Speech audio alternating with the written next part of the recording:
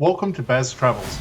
After driving 14,826 kilometers through 24 states and Washington, D.C., I've seen rocket launches to the Grand Canyon and Hoover Dam. I've explored Route 66, ghost towns, deserts, snow, and beaches on both coasts. From Vegas casinos to Alcatraz, the White House to Hollywood. Join me for a journey of the ordinary and the extraordinary. Loading destination. Simulation starting in 3, 2, 1.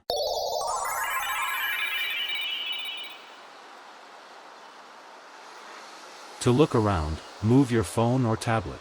Click and drag if on a computer or move your head if using a VR headset. Please like and subscribe. This walk begins beneath the E Street overpass at North 8th Street, an area that reflects how modern infrastructure intersects with old industrial and transport corridors in Lincoln. Overpasses like this were built to manage increasing traffic volumes during the mid-20th century. As car ownership expanded, cities needed ways to separate local streets from major transport routes. Elevated roadways allowed vehicles to move efficiently without disrupting neighbourhoods.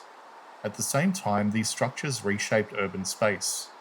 Areas beneath and around overpasses were often overlooked in early planning. Noise, shadows, and limited pedestrian access reduced their appeal. In many cities, such zones declined. Lincoln, however, has gradually reintegrated them into connected walking routes and redevelopment zones. Moving towards Canopy Street, the environment begins to change. This area represents a more recent phase of urban development. Modern buildings, entertainment venues, and mixed-use facilities reflect shifting economic priorities. Rather than focusing on storage and distribution, this district supports recreation, hospitality, and public events. Canopy Street developed alongside major sports and cultural facilities. Its design emphasizes wide walkways, open sightlines, and coordinated lighting. These features support large crowds while maintaining everyday usability. The result is a flexible district that serves both scheduled events and regular daily movement. From here, the route leads back towards Lincoln's rail corridor. Rail infrastructure remains a defining element of the city's layout. Even as passenger services declined, freight operations continued to influence land use patterns. Warehouses, maintenance facilities, and service roads still align with historical rail routes. These corridors shape commercial geography. Businesses located near tracks to minimize transport costs. Industrial zones clustered around depots and sidings. Residential areas developed further away. This spatial structure remained visible today, even as land uses have changed. Approaching Bill Harris Iron Horse Park, this history becomes more explicit. The park commemorates Lincoln's rail heritage and honors the workers, engineers, and planners who built and operated regional transport networks. Locomotives, rail equipment, and interpretive displays document how rail supported settlement, agriculture, and industry. Iron Horse Park serves both educational and symbolic functions. It preserves physical artifacts that would otherwise disappear. It also provides a public space where residents can engage with local history outside formal museum settings. Families, students, and visitors encounter rail heritage during ordinary recreation.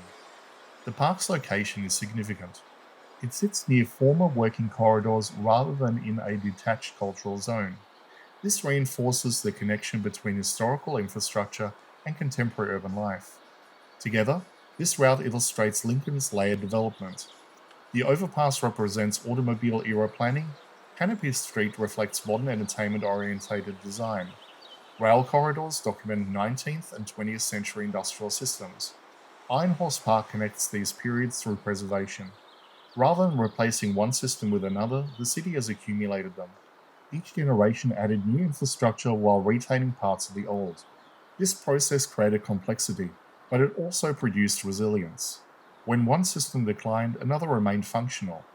Pedestrian connectivity played a key role. Walkways, crossings, and lighting link these different zones.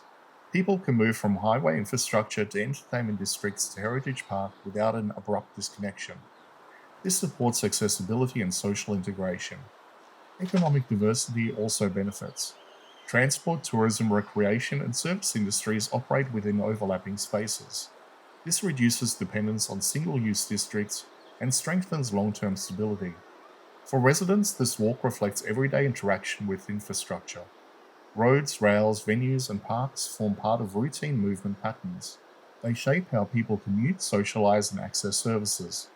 For viewers, it demonstrates how cities evolve through adaptation rather than replacement. Lincoln's built environment records successive planning priorities. Each remains visible. Each continues to influence present activity. This corridor shows how infrastructure, culture, and history coexist within a functioning urban system.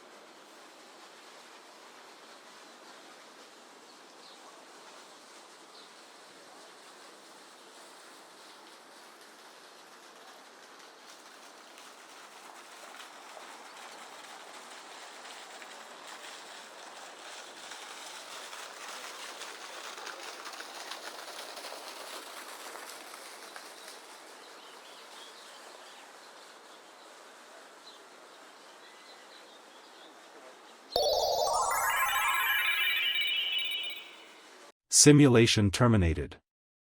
Please comment, like and subscribe.